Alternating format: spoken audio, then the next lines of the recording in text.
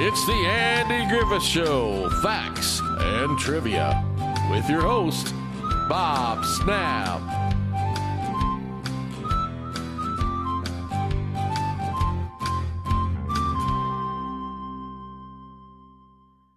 Hi guys, and welcome to the Andy Griffith Show, Facts and Trivia. Appreciate you being here. Today's video is, I'm hoping you don't find this kind of gruesome or spooky or whatever, but I found it interesting. Why Andy Griffith was buried 4 hours after he passed away.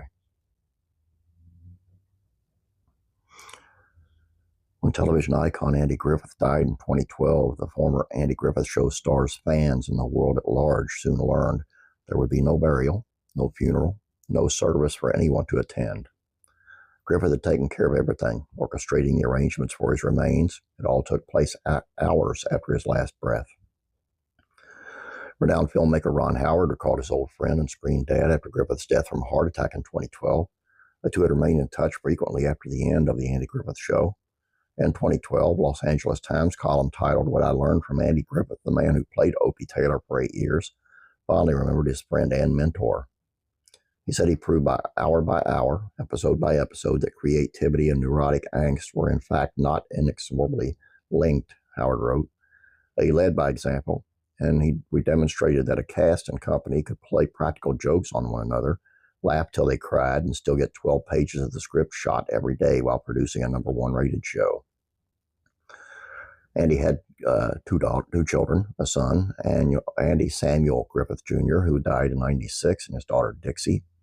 Dixie shared with author Daniel Devise in his 2015 book, Andy and Dawn, The Making of a Friendship and Classic American TV show, about the phone call about his father, her father. That would turn out to be the final time they would speak. It felt very much like he was imparting to me wisdom to carry forward. Because of the nature, because of the context of the conversation, I just knew that he was the last time I was going to talk to him. He told me he loved me. I told him I loved him, she recalled. Before his death, Andy Griffith had already decided that he didn't want to have what he didn't want to happen. He didn't want helicopters over his home or press coverage or swarming crowds trying to get a peek at his casket. He asked a small group of trusted friends to bury him immediately after his death, as Devise wrote, before the paparazzi could storm Roanoke Island to capture his remains on film. The ever-loyal denizens of Dare County did their part. The sheriff grounded helicopters to keep camera crews away from the Griffith estate. The hectic timetable meant that only a few of Andy's local friends could attend the makeshift service. His lone surviving child could not. Dixie, for her part, told the author, he didn't want a funeral. He didn't want a circus. He didn't want a media frenzy. She expressed her regrets at not being able to attend his burial. How do I gather children and get on a plane and go? But I understand if that was his wish. I had to respect what he wanted. I understand he didn't want all this hoopla, and he's not going to be there to know anyway, but for the family, the hoopla and the circus and those helicopters and all that. But in my opinion now, some kind of service isn't meant for the person who passed away. It's meant for the people who are still there, and that gives them a sense of closure. And I don't think I could take that away from my family. And I won't. And it's his choice, of course, but I just think everyone needs a sense of closure with something like that. Please don't forget to check out classic rural comedies, facts, and trivia. As soon as I find a cheer.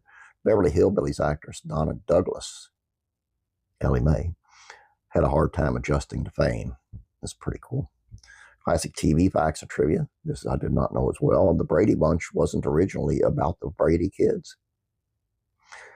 Classic rock country music facts and trivia. I'm going to jump way over. I've been doing a lot of country, so this is found very interesting, and two of my favorite bands.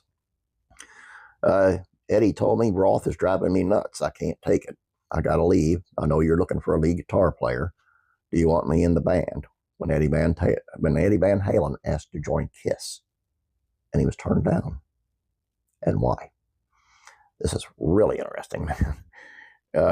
And Faith Entertainment, Chris Pratt says he can't live without Jesus. And want to find out what else? You got to go over there and look. Please subscribe if you have not yet. Please like this video. I'd appreciate it, guys. And I apologize for some of the goofs in the videos I've been putting out lately, I'm kind of experimenting with lighting because I'm getting this big shadow next to my head, and it's driving me crazy. And I know yesterday's was terrible, but I'm working on it, so bear with me. No glasses. I can't see a thing. Have a great day. God bless you, and I'm praying for you.